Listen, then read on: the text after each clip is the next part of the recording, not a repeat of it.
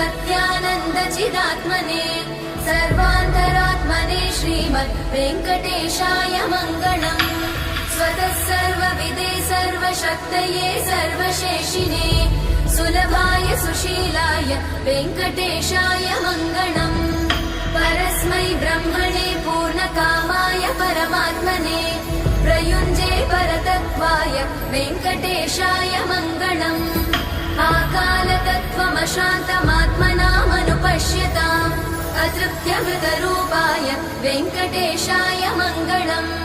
प्रायस्वचरणौ कमलायतलोचनलोकपते विजयी भव वेङ्कटशैलपते।